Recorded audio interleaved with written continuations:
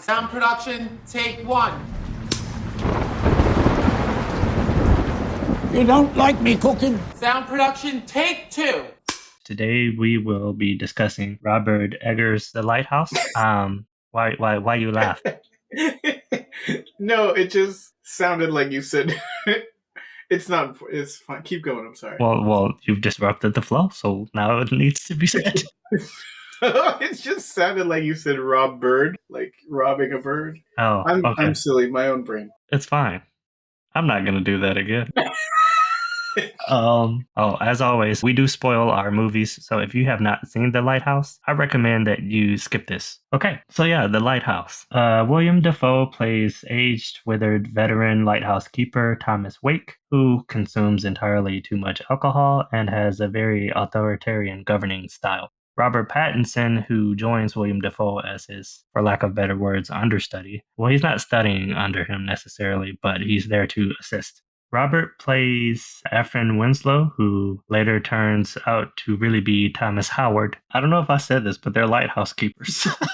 I don't know if I said their occupation. I think people could have figured that out. So I would describe this film as a psychological horror that examines a few things, such as the brain's endurance threshold for maintaining sanity, the idolization of perceived masculinity and power, the constant exertion of dominance as a means of one's self-fulfillment, the longing for validation and praise from one's superior, the guilt and regret of past sins and how it weighs on the conscience over time, the mental taxation of struggling to understand fantasy from reality, the dichotomy of a pseudo-father-son relationship, lies, abuse of power, manipulation, and subsequently a physical and mental loss of autonomy. Moreover, the gradual decay in one's mental fortitude when every doubt and belief is relentlessly challenged. I'm sure that there is so much more than that, but I'd be here all day. And as a famous woman once said, Ain't nobody got time for that. Per the director's statements via my lazy paraphrasing, it's very Jungian and Nietzsche. Matt, did you or I choose this film? You did. I did. I totally forgot. I was watching it and I was like, which one of us chose this? That was a hard question because I was thinking about picking it. Yeah. I have a couple questions for you, but as always, after the summary, we'll start off with, did you find this film enjoyable, somewhat enjoyable, or unenjoyable, somewhat unenjoyable? Somewhat unenjoyable. Okay. I found this film enjoyable. This is just off the top. This is for the most prevalent question that I have in my head for you. When's the last time you saw this film? Because I know I just watched it, but I'm sure it's been a bit since you've seen it. Like 2.5 weeks ago. 2.5 to 3 weeks ago. Okay. Do you remember your mental state after watching this film? Well, you know what's funny about it is that I was in a room with another guy, staying with him for the month. Kind of claustrophobic, not as claustrophobic as the cinematography in the movie makes these two men feel. But I definitely felt like I didn't have my own space. And the guy I was with, who was a very different person than me, I was putting on a movie, which I tried not to do, even though we had free showtime, and I wanted to use it up. I didn't want to put on a movie, and then one thing I hate is when I put on a movie, and then someone's like, oh, this is dumb, you know? Yeah. And they leave, and I feel so rejected, even though I'm like, I didn't put it on for you, I put it on for me, but I feel so dejected, you know? So I was putting it on because I think he was going to take a shower or something, and then he stops. I don't know what he was going to do, but he stopped, and he was like, oh, you know, you're putting on a movie? And I was like, darn, I should have waited until he left. And I was like, yeah, but I don't think you'll like it. And he was like, well, you could give me my own chance to make up my own mind, right? And he sat down for like... That's fair. He sat down for like 1.5 minutes. And he got up and he's like, yep, this isn't for me. This is crazy, right? And I was in my head, I was like, yeah, that's what I thought, you know? Yeah. But then he was still in the room. But I'm sure he still appreciates you giving him the chance. Anyway, so I, you know, in terms of claustrophobic, there was this thing where, anyway, that's the mindset I was in, where I was kind of trying to be a courteous roommate, because I like having roommates, and he hated having a roommate. If I wasn't there, his fiancée would have been in the room with it. He would have invited her down. Gotcha. So, and actually later, the relationship I had with him was not very, but it was, he's a very manly guy. He's an older gentleman. Doesn't, he's lived his life. He doesn't want to. In fact, it's interesting because he is a little bit older than me, and the movie has this young guy and this older guy. Not that I'm a young guy, but it was an interesting. I didn't think about it till now, but it was an interesting position to be in at the very time I was watching the movie. That's very therapeutic. How was your mental state in regards to the film upon completion of the film? Well, I apologize for not being more clear in my question. Mental state is such an open-ended question. I guess I was in a place where I felt both a little bit lonely, but also a little bit with no privacy to myself. Is that a mental state? I don't know how to answer that question. What was your mental state watching this movie? This kind of reminded me when I first played a video game called The Evil Within. Mm-hmm. It's a psychological horror. At least that's what I would classify it as. Maybe like psychological survivor horror. I don't want to get into the nitty gritty of it. But during, not even after, but during and after, it was like this large mental weight of dread, anxiety, and detachment from oneself. It definitely took a mental toll. This film is funny because I think this is the first film I've ever watched that made me feel like I was crazy for like a good 10 minutes. I remember I finished watching it and like towards the end of the film, I stood up and I started stretching. I don't know, I felt like very robotic. The joints and stuff started feeling real stiff. So I started stretching during the last 15 minutes while I was watching it. And then I remember I went downstairs to make some more tea. I took out the trash.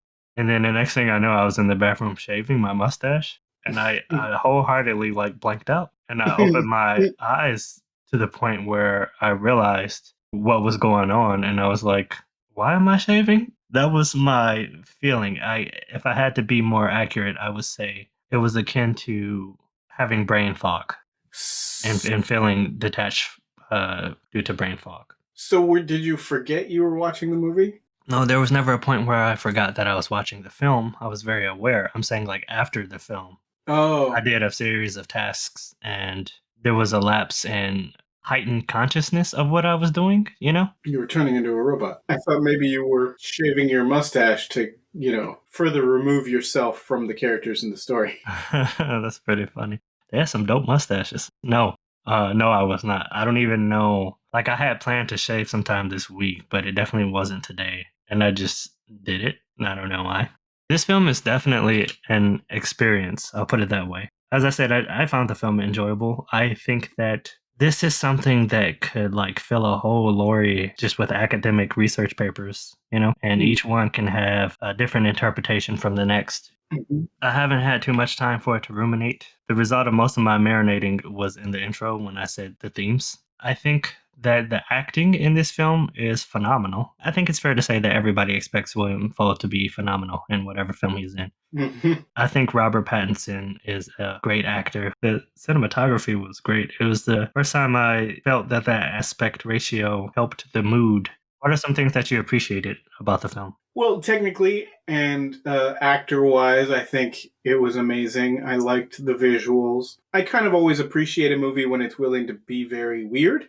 Okay. And also, there's a lot of media or stories that I look for and find that try to capture the descent into madness that you would find in a Lovecraftian story, for instance, right? And usually I end up being disappointed because there's a step before the madness and after the madness, where before it's like weird stuff is happening and the person might be thinking, am I going crazy? And like, what's happening? What's real? But they're still thinking like you're on their level thinking, like you would be thinking the same thing as them. And you're like, oh, they're cognizant of what's going on. And that's why they're freaked out. And then after the madness, where they start doing things that you cannot condone, even if theoretically, hypothetically, you would do the same things in that situation, there's a tipping point. And that tipping point is very important because if it's too pronounced, it just feels like, oh, well, before you were talking about a movie where this guy isn't crazy, and now you have a movie where this guy is crazy. Whereas what you want it to be is you want it to be gradual and you want it to be earned. Yeah, the descent is understandable. Right. There were a couple times in this movie where I was right there with the main character because I was like, yeah, this would be a miserable situation. I would do crazy things to get out of it, Yeah, you're talking about Robert Pattinson's character. Right. Well, this is interesting. Do you feel like he was kind of mentally slightly unhinged before he even arrived on the island? Yes, I have been told, and I believe more now, that everybody kind of is slightly unhinged. Like if you were going to make a movie about a descent into madness, it would always bring in somebody's history, because what would make somebody go mad is if their entire concept of themselves is broken, right? Yeah. And so any descent into madness should have to do, like, I don't know, maybe you could have a really good movie where nobody in the movie has any history at all, but it still feels earned when they turn. But definitely I think the characters came into it a little cracked, but not more so than like people would be cracked. You know, I've been convinced that everybody's cracked a little bit. You know, to get to be an adult in this world, you go through a lot of pressures, right? Yeah. And so it's common, I think. I'm thinking more and more that it's common to be a little cracked. That's always like a layered topic because we're all individuals, obviously. So everybody has a different criteria, what's unhinged versus what's normal. So in regards to Robert Pattinson's character and how you were saying that everybody is kind of like mentally unhinged. Well, maybe unhinged is such a severe word, But I like everybody, cracked. I smoke rocks. even cracked feels, everybody has some stuff going on, yeah? You got me, actually. You tricked me, because usually I'm very I try to be careful. Right.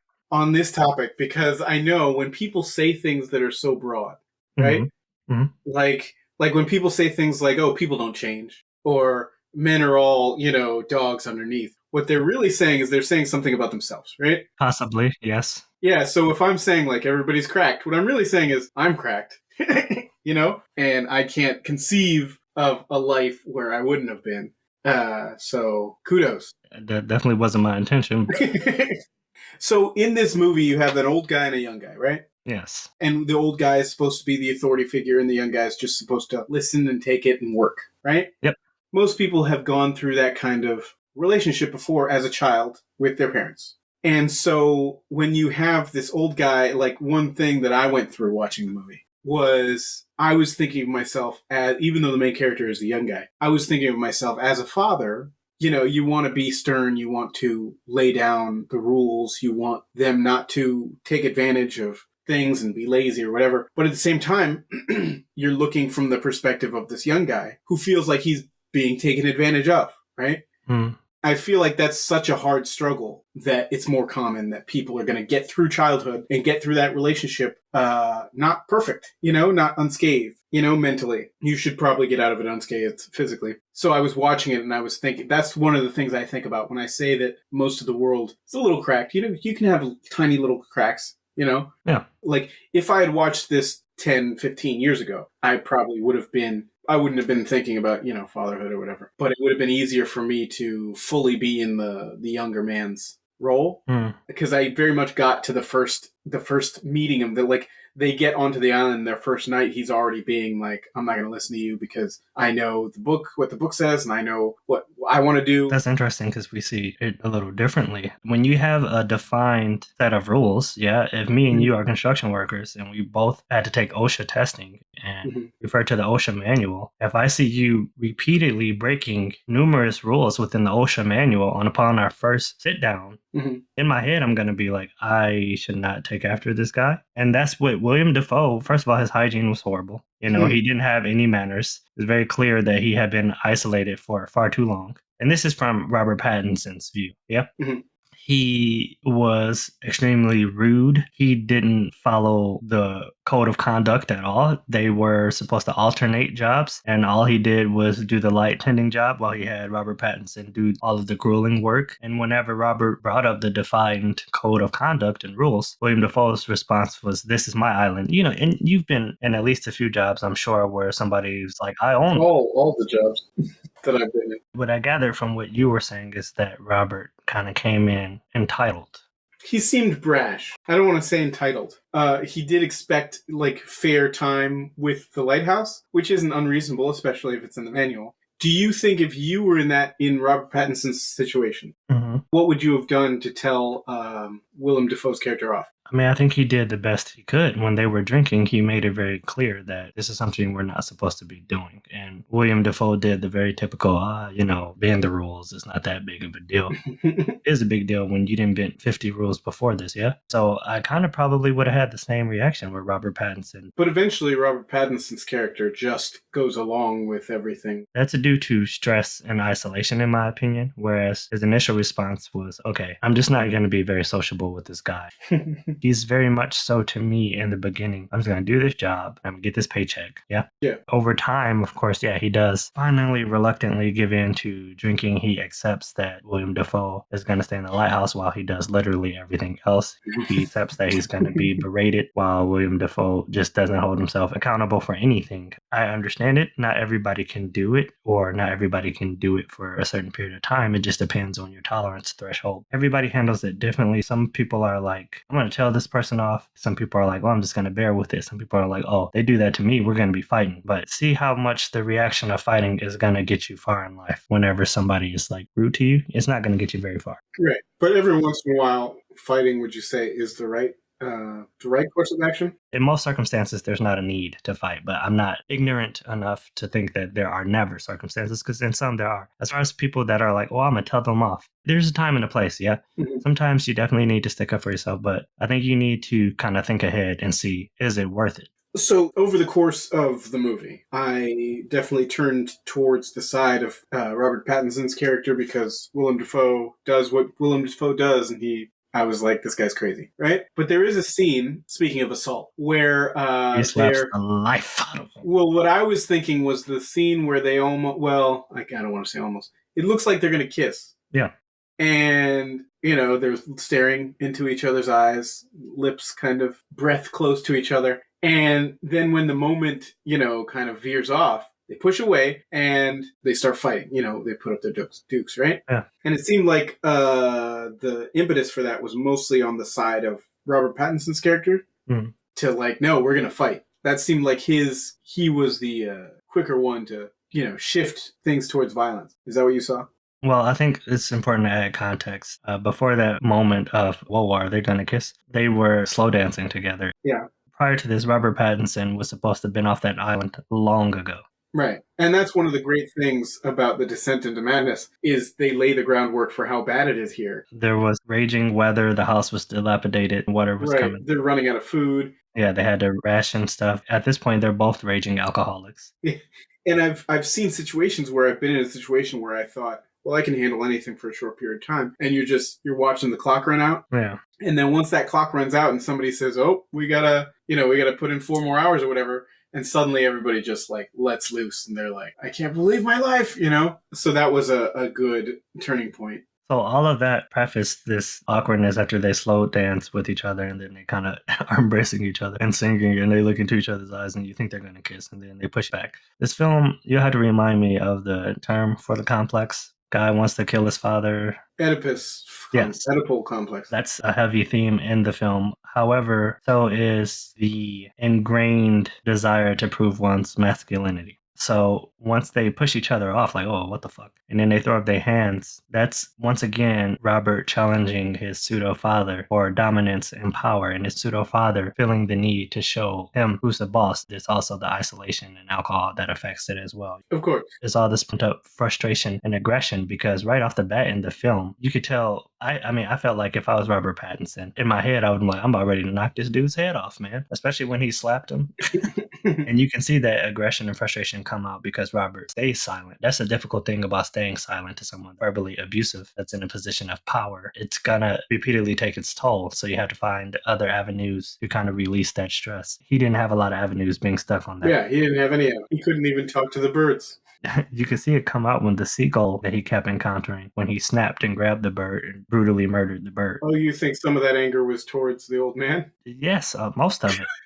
Okay, for sure, yeah. That seagull was a dick. The seagull was, but I mean, how many pigeons are assholes? But am I going to grab a pigeon and repeatedly slam it against the well? Probably not. Yeah, it was a lot. So it was definitely that. And then in that final moment when they pushed each other off, that was the perfect moment to get into a fight and beat his ass. And then the next morning and be like, oh, we was drunk. Yeah, I saw Oedipal, complex stuff in the movie. I wasn't thinking about it specifically in that scene. But that's why I was thinking about fatherhood and that kind of thing, because I got the sense that this Oedipus complex comes about because as a child, you're forced to be subordinate, right? Mhm. And as a man, you some children free as hell in their childhood. Right. Well, that's the thing. Some, there's stereotypical teenagers, rebellious teenagers, and then there's some teenagers that aren't rebellious, right? So I got the impression that, maybe it's because of this squashing of the individual personality and the personal authority that makes one have to lash out in this Oedipus kind of way. And so I was like, maybe if I could be not so squashing as a father, maybe I could avoid this kind of brutality and anger and frustration, All you can do is your best as a parent, yeah. Well, that's not true. I could do my worst, too. This is true. Jeffrey Dahmer's parents, they thought they did a good job, and look how he turned out. Did they think they did a good job? Yeah, they did. I remember watching an interview, and they said that he had a great life. We went to church all the time. We were never poor. He never was struggling to eat. So, yeah, they did. Well, imagine how much worse he could have been then. He was pretty bad, man. He was pretty bad. So, the interesting thing, I don't have any kids. That's your area. But I do have a nephew that's who does kid. look up to me. You have experience? Yeah, but it's not my kid. But one of the things that William Dafoe's character does is he establishes dominance and authority without logic. Yeah. From every moment, his logic is shifting, and that creates confusion in the person that is under him. And that confusion turns to anger. Before the anger is manifested, you try to go to that person and rationalize with them. But because they refuse to rationalize, and it's just like, you're going to do what I say, that's it. And they're constantly demeaning as well. Yeah, I totally understand how the anger manifested. And that happens with children. It's hard taking care of a kid because they have this limitless energy. They see the world as if an adult would see, Venus, if they were walking and seeing colonies on Venus for the first time. Yeah. That limitless energy and that constant questioning of everything, and just like they never run out of Duracell batteries, you get tired, you get exhausted, and you get bogged down as an adult because you have the stresses and responsibilities of life as well. I'll give you an example. I kind of was William Dafoe in this situation. I wasn't like verbally abusive towards my nephew, but he wanted to play my video game, and it's almost impossible for me to get work done around him. In my head, I was thinking, okay, I'll turn on this game and I'll let him play. He's 5 now. I'll let him play. And he'll just zone out, have fun, and play the game. He'll be so consumed by it that he won't talk to me and I can work. No. He constantly will keep looking at me every 2 seconds to make sure that I'm paying attention to him. He will keep talking and asking questions. Whenever there's a big fight, he'll hand the controller to me and be like, I can't do it. And then he does this thing, and this is probably the most aggravating. He always wants to switch games. Like, he'll beg and beg to play a game, and then after 10 minutes, he's like, okay, I want to play something else. You pick a game and that's the one you're going to play, yeah. So I was very generous one day, and I let him play for a good 6 hours, and I wasn't even able to work. So I was attentive. I was talking to him and everything, right? And I'm like, oh, do this. This is how you do this. Oh, look, here's a puzzle. Let's solve it together, being an uncle. And afterward, he took a bath, and to me, when he takes his bath, it's like it's bedtime. I was like, all right, I'm going to play this game with my friend really quick. And he came in my room. He was like, is it my turn? And I'm like, no, you had your turn today. You played for 6 hours, yeah? You had your turn. And he's like, but you have to share. And I was like, no, I don't. And he was like, why not? I was like, this belongs to me. I allowed you to play. I don't have to share with you. I choose to share with you. You played all day earlier, and I didn't bother you. I didn't ask to see the controller. I even helped you throughout the day. So this is my time now. It's bedtime for you. And he was like, well, if you don't let me play, I'm not going to be your friend. And this is when this is kind of when I turned into William Dafoe. And I was like, sarcastically, ay, Dios mío, mi corazón, what will I ever do, And he's looking at me, and he's like, well, if you don't let me play, I'm going to kick you in the face. And I looked at him, and I was like, I will snatch your soul out of your body. I established logic in the beginning, but because he struggled to understand the layers of the logic, he questioned and he threatened again. Yeah, if he's going to use threats. My patience had now plummeted because I had no tolerance for that. So when William Dafoe, I'm not saying that William Dafoe was right. He's wrong in every way. But the fact that he has this dominance and power, which I had over my nephew, but he doesn't establish logic. And in that moment, I established logic. It didn't work. So I should have had patience and tried to establish logic again. But I was like, no, F that, it's bedtime. So that can create frustration and anger in a kid, which is what it did with Robert Pattinson. And plus, Robert's a grown man, so he has some other stuff going on too. It's a little different when you're a grown man and another grown man or woman. Go ahead. The Oedipus complex thing was something I saw throughout the movie that meant something to me. Like it was, I felt like I was learning thinking about it. Most of the themes that I noticed in the movie, they didn't really, well, not most, like I don't know how many I saw, but they didn't really take me anywhere. Like I was like, oh, this is interesting. The idea of, you know, the woman, his visions with this sexuality and this repressed sexuality. Yeah. And then there were images of Prometheus, you know, because if you look at the light is obviously, you know, like the light that Prometheus was trying to steal from Zeus, and you have Zeus, this old guy, and you have at the end, he's beset upon by these birds, kind of like... Yeah, they're picking his flesh apart. Right. And the story of Prometheus to me, I don't know why it's valuable to other people, but to me it's valuable as a story about how the people in power, obviously it was gods in the story, but the Greek gods were really more like people than gods, right? The people in power, they don't want the little people to have any power. They're not these benevolent, you know, all-loving beings. So if you're going to get something from them, you're going to have to fight for it. That's the lesson that I glean out of Prometheus. So in this movie, I saw like corollaries to Prometheus, but I didn't see how they weren't as rewarding to me. Were you looking for answers? Yeah. Well, I'm asking because the director said he wasn't interested in answers. He was interested in posing questions. And you know what I like doing? I like when I can see a movie, even if the director or the writer or the actors even don't know what it's saying. I like seeing a movie and being able to like make up in my mind what it's saying. Okay. But for most of these ideas, I was like, it just seems like they're showing people go crazy because they're away from the civilized world. I don't know if I felt like everything was explored to satisfaction. I know I found the movie satisfactory in totality. Yeah, I don't know. It's interesting that you have that feeling. How you're feeling was how I felt about Benedetta. The only... Like it just threw a whole bunch of stuff at a wall and didn't care where it landed. Yeah, but the only addition that really hurt Benedetta was the intention, you know? Whereas The Lighthouse, the intentions seem to be like, look at these issues and look how they mirror this. And let's talk about it. I think the imagery can be more of an homage at points. There's a scene, really awesome shot, and it feels weird to say awesome because at various points, the Green Goblin and Cedric Diggory from Harry Potter were butt naked, and that's something that I never really wanted to see. But there's a shot where William Dafoe grabs Robert Pattinson's character, and he does this like giant lighthouse beam emits from his eyes, and he has this like really dramatic static pose. He goes full Cyclops, butt ass naked in the back, and Robert Pattinson is like almost frozen in time, both of them, and that's directly lifted from a 1904 painting called Hypnosis. I think that most of the time the film is interested in being the one that generates discussion, not the one that resolves it, and I think that... What were you going to say? Well, you said it wants to generate discussion. So in that scene, the Cyclops scene, what kind of discussion do you imagine is supposed to be generated from that? So for me, that was more of one of the let's just do this as an homage because it just looks fucking awesome. It's like the beauty shot.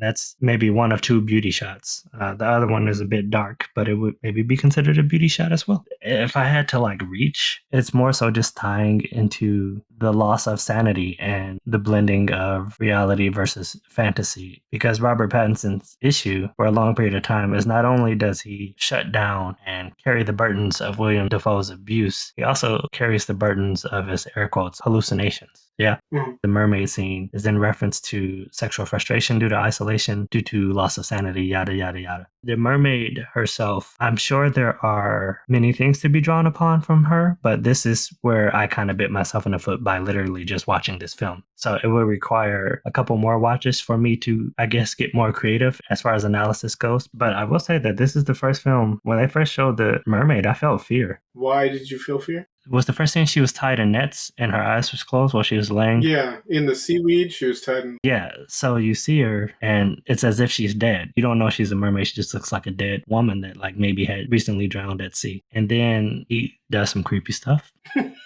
I'll just leave it at that. And then her heartbeat? Is that what you were referring to? That's definitely not what he was doing, that's for sure. As his hands go down, you can see that she has gills, and then you can see the beginnings of a tail. And then she just opens her eyes and just very wide-eyed succubus kind of face. She just starts screaming. It's not as distorted as the final scream. The final scream, I was like, my ears.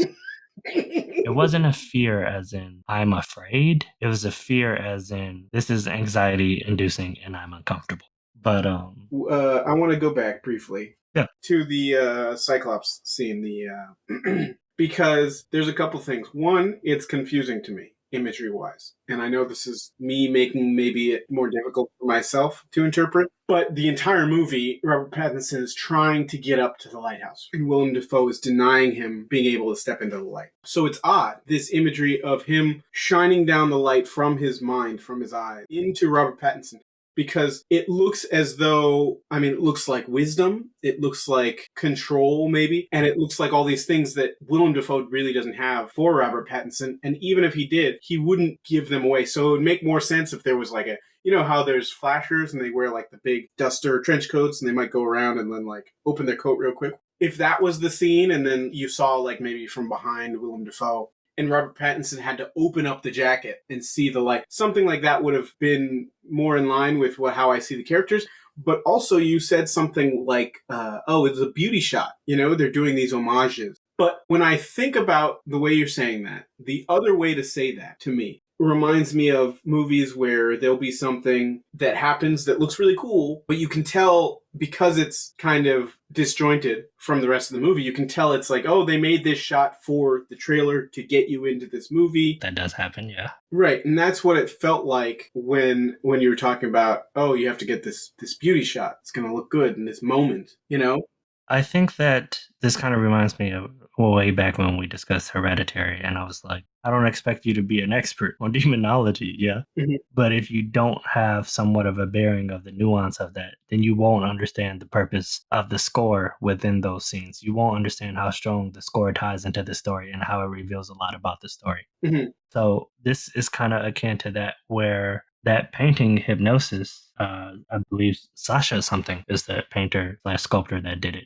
That scene mirrors that painting almost exactly. Mm-hmm. And as well, there's a short story. I don't remember the title, but this ties into the beauty shot, air quotes, that we're talking about, and the final ending scene where the light serves as a source of knowledge beyond maybe human understanding. So this is like prepping you for what will occur in the finale. So he has this vision or hallucination, whichever. William Dafoe is the one who's only allowed in the lighthouse, yeah, and he's like a lunatic about it. And it's this great mystery. And over the course of the final maybe hour of the film, Robert Pattinson becomes obsessed with it, just like William Dafoe's prior tutelage did. It goes from wanting to understand the mystery to surely this is something that's beneficial and I must have it because it's not yours. Even when he buries William Dafoe comes right back with an axe and he's like, it's mine. The light is mine. So it serves as this sort of source wall of knowledge. At the end of the film, you see him struggle to climb after being injured and all that. And he gets to the lighthouse and he opens the chamber. And then you see immediately he's hit with all this light and knowledge to where maybe it's too much for him to contain. And then he falls down the stairs and then later is found dead, just how William Dafoe explained he would die when he was kind of, for lack of better terms, putting a hex on him. So I think that it was a precursor to that. So before William Dafoe was the one who was allowed to hold that source of information, and only he could have it, he was very Smeagol about it.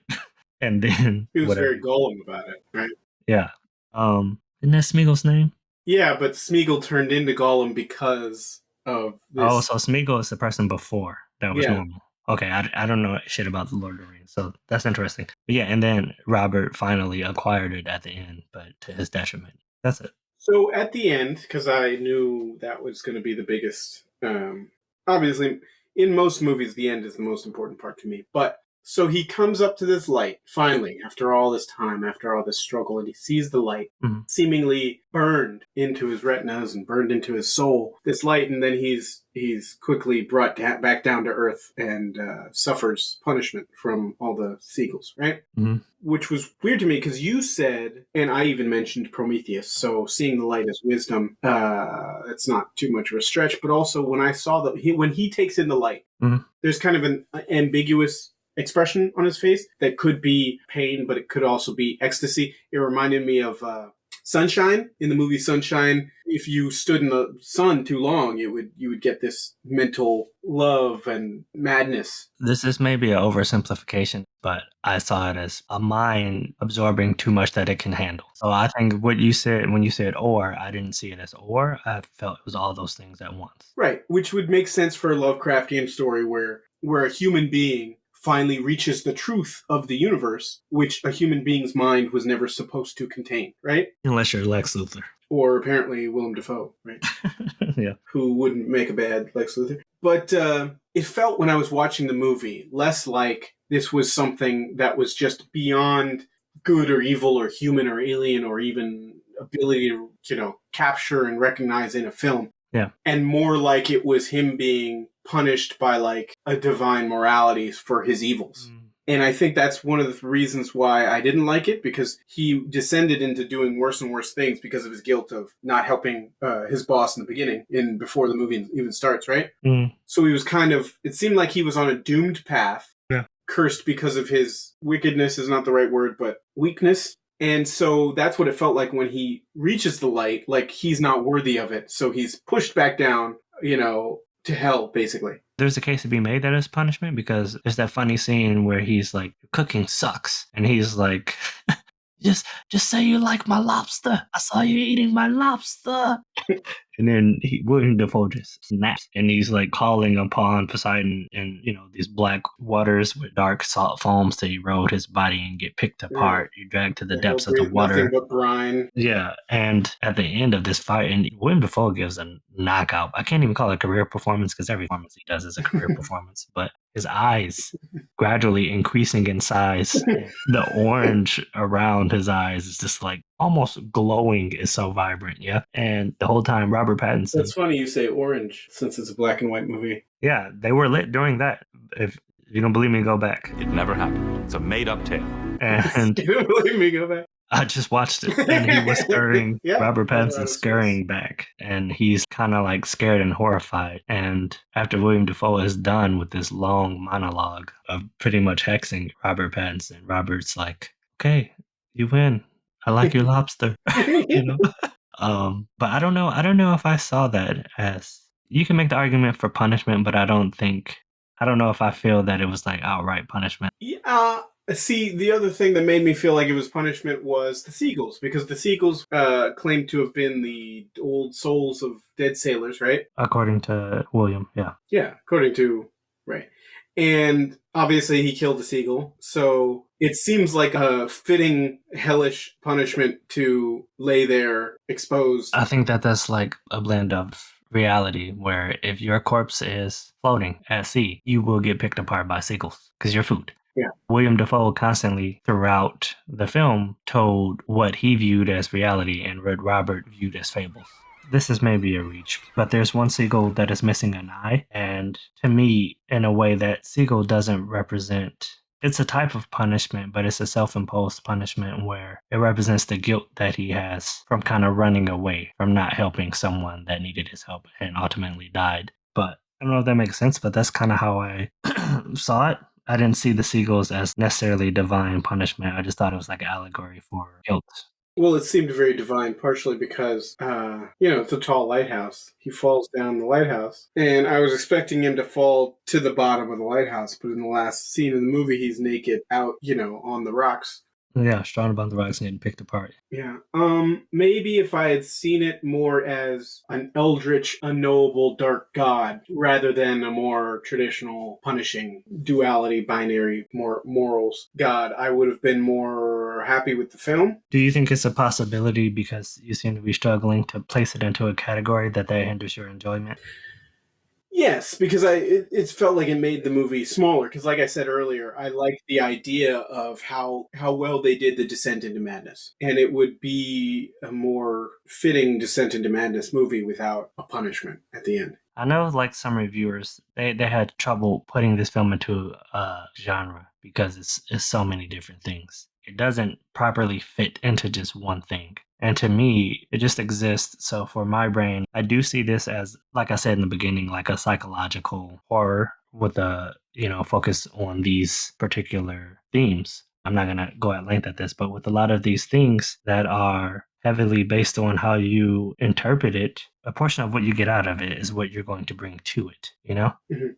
I remember enjoying Tenet, and then I remember the more that I looked up things in Tenet, I enjoyed it more. Oh. But in the beginning, I was like, I like this movie, but I'm struggling to understand certain stuff. I'm glad. I watched Midsummer twice, yeah, and there are things that I can appreciate about it, but in the first get-go, I was like, I fucking hate Danny. If it, if it's something where you can watch it a second time Yeah. and get more stuff, holy, that's a good thing to have in your movie. As opposed to, and I'm not saying it's a bad thing to have this in a movie, but as opposed to, oh, if I had read this thing that was outside the movie, I would appreciate the movie more. I think that's different and not as, I don't appreciate that as much because I've been on both sides of that argument where I'm like, oh, you know, so I'm not the one, I try to stay away from like, it should be in the movie because it was in the text. And I have appreciated, like I said, I've been on both sides. I have appreciated, sometimes I'll see something and I'll see the adaptations. I'll see like, oh, that's why this is here because they're trying to adapt this to a different media, or they're trying to do an homage to these older things in the comics, and I can appreciate that. But at the same time, I don't see that as high. I shouldn't say high. I don't appreciate that as much as something where you can get it just by repeated viewings. You know, the movie should be able to stand on its own regardless. This is compartmentalizing the crux of the issue here, but if the payoff isn't good, you're not going to enjoy it, you know? Yeah. I feel like this movie is satisfactory. Did it help that I understood some of the stories, or short stories that it kind of like leaned into? Yeah, for sure. But I think even without it, I still would have had admiration for the feeling of anxiety and disorder that this film created. Yeah, it does a good job creating the atmosphere it wants to create. To your example, yeah, the payoff matters. I feel bad because I know you said it was interesting in the beginning. Yeah. So I guess I'm sorry. For me, it paid off. I'm glad I saw the movie, and I wouldn't have seen it. But you do have some frustrations. Yes. I would have liked to see the mermaid incorporated a little bit more.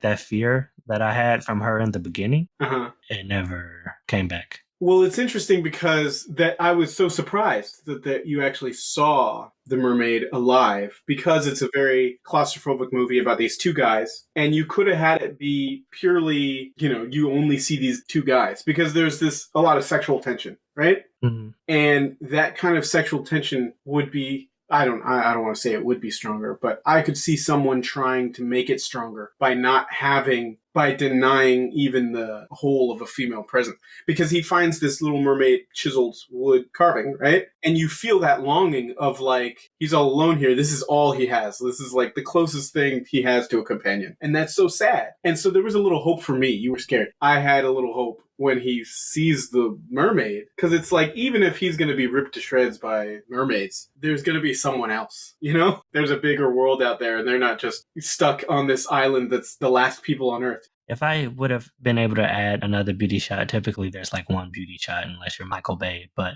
I would have liked to see sort of like and this is just me nitpicking at this Shout out point. to Michael Bay. No shout outs. We're going to wrap this up. But there's a beauty shot in Blade Runner at the end of a character. I'm not going to spoil 2049? Yes. For me, it's the most beautiful still image in a film that I've ever seen. I think I remember you speaking of it before. Yeah, I've definitely brought it up before. And I would have liked to see something similar to that. That's it. I like this movie. If you want to watch it, it is available for rent via streaming on a whole host of services. I watched it on Amazon Prime. It was only $3. I watched it on Showtime. I didn't have to pay extra. Well, good on you. So that's it. That's The Lighthouse. Adios. Ciao.